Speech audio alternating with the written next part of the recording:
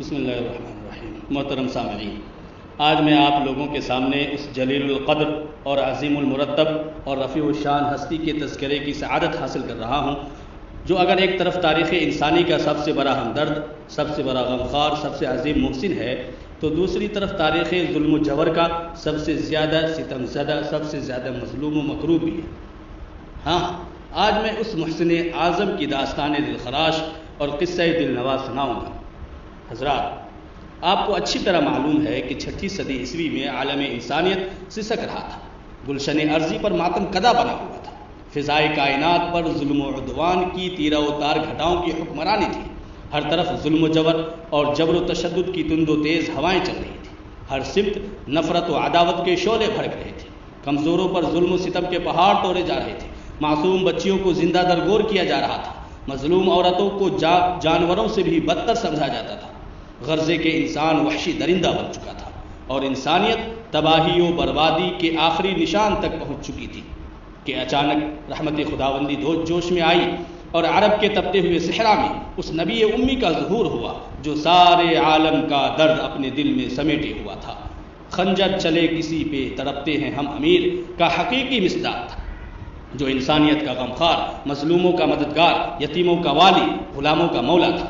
چنانچہ اس ذات مقدس نے ان تمام ظلم و ستم کے خلاف علم بغاوت بلند کیا، انسانوں کو صحیح راہ دکھلانے کی کوشش کی، انہیں ضلالت کے اندھیروں سے نکال کر ہدایت کی روشنی میں لا کھڑا کیا، زنجیر غلامی میں جکڑے ہوئے انسانوں کو آزادی کی فضا بخشی، معصوم کلیوں کو مسکرانے کا حق عطا کیا، مظلوم عورتوں کو باعزت مقام دیا، بگڑے ہوئے معاشرے کی اصلاح کی اور تڑپتی ہوئی انسانیت کی مسیحائی کی۔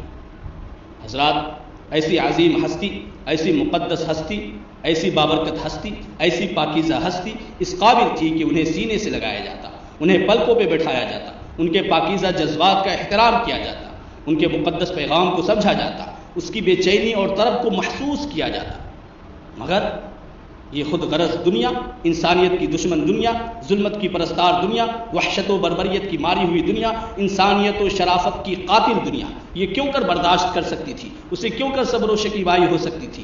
چنانچہ یہ چرخ نیلی فام اس بات پر شاہد و عادل ہے کہ جب وہ عالم کا مسیحا، انسانیت کا غمخوار، مظلوموں کا مددگار، بے سہاروں کا آسرا، یتیموں کا والی، غلاموں کا مولا اس جہاں رنگ و بو میں جلوہ گر ہوا، اسی دم ظلم و جبر اور جبر و تشدد کی آندھیاں چلنے لگی، بغض و عداوت کے شعلے بھڑکنے لگے، نفرت و تعصب کے گھٹائیں چھانے لگی، وحشت و بربریت کے پہاڑ توڑے جانے لگے، صلابت و سنگ دیلی کی انتہا ہو گئی، ستم کوشی اور احسان فراموشی کا ایک نیا ریکارڈ قائم ہوا، لوگ اپنے محسن و مسیحا کی دل آزاری اور ایذا رسانی میں مشغول ہو گئے، ان پر طرح طرح کے الزامات و اتہامات کی یورش کرنے لگے، ان کے پاکیزہ اوصاف و جذبات کو اپنی تخریبی ذہنیت کا شکار بنانا چاہا۔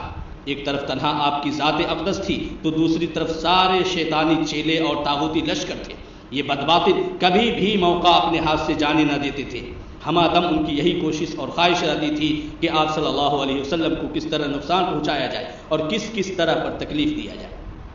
حضرات، اگر آج مجھ سے یہ سوال کیا جائے کہ بتاؤ تاریخ انسانی کا سب سے بڑا ہمدرد، سب سے بڑا غمخوار کون تھا؟ کس کے سینے میں سارے جہاں کا درد بھرا ہوا تھا؟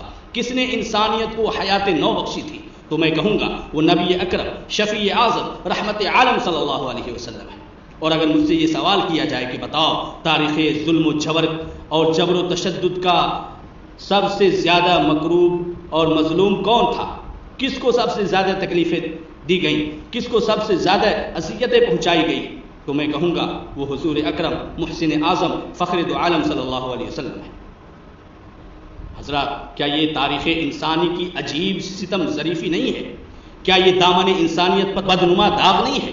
کیا یہ شرافت و صداقت کا قتل عام نہیں ہے کہ وہ ذات جو لوگوں کی ہدایت کے لیے تڑپتی رہی، لوگ اسے پتھر مارتے رہے، وہ ذات جو لوگوں کی بھلائی کے لیے اپنے وجود کو گھلاتی رہے، لوگ اسے گالیاں دیتے رہے، وہ ذات جو لوگوں کو طوق غلامی سے نجات دلانے کے لیے کوشاں رہے، لوگ اس کی پشت پر اونٹ کا اوجھ رکھتے رہے، وہ ذات گرامی جو لوگوں کو ظلم و جبر سے نجات دلانے کے لیے پریشان رہی، لوگ اسے قید و بند کی سزائیں دیتے رہے، وہ ذات جو لوگوں کی کامیابی کے لیے دعائیں نیم شبی کرتی رہی، لوگ اس کو قتل کرنے کے لیے گھات لگاتے رہے۔ وہ ذات جس نے عورتوں کو سماج میں باعزت مقام بخشا تھا، انہی عورتوں میں سے ایک بدبخت عورت نے اسے زہر دے کر اپنے بدبختانہ کردار کا مظاہرہ کرتی رہی۔ حد ہو گئی انسانیت کی خساست و رذالت اور احسان فراموشی اور حق فراموشی کی۔ اور لاکھوں درود و سلام ہو اس محسن اعظم صلی اللہ علیہ وسلم پر جو یہ تمام کچھ سنتا رہا، سہتا رہا، پھر بھی ان کی کامیابی اور کامرانی کے لیے تڑپتا رہا، سلگتا رہا۔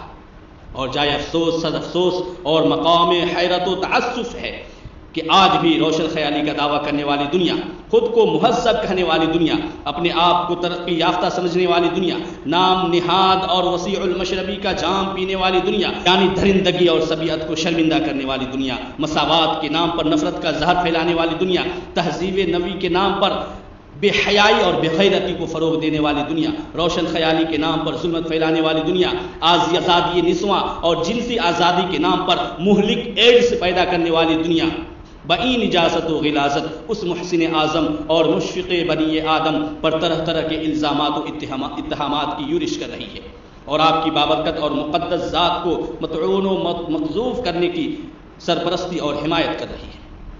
ایسے وقت میں ہمارے اوپر واجب ہوتا ہے کہ ہم ان کی آشفتہ سری کا مداواہ پیہم کریں اور مادہ پرست اور کورے چشم دنیا کو بتائیں کہ اس محسن اعظم اور رہبر کامل صلی اللہ علیہ وسلم نے دنیا والوں کو کیا کہہ دیا ہے، اور انسانیت پر کیسے کیسے عظیم الشان اور احسانات و انعامات کیے ہیں۔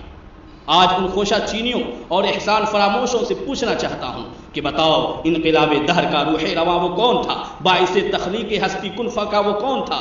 وہ کہ نازا جس پہ تھا خود خالق عرش عظیم، ایسا کامل اس جہاں میں اے زماں وہ کون تھا؟